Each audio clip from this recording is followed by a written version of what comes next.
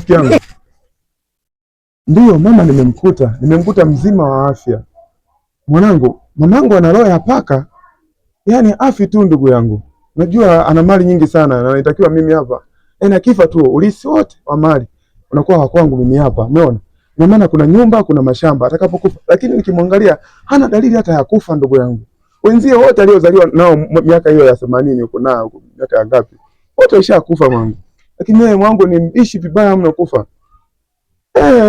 Ina maana baba, yani nasubiri tu akikata tu roho tu, mimi ndo nachukua nini hizo hati za nyumba. Yani mama sio alikula nini? Yani hafi, sio ana roho ya paka. Kwa ndio hivyo mwanangu, sasa niko hivi hapa nisi nikasikiwa, basi tutaongea vizuri baadaye nikitoka eneo hili.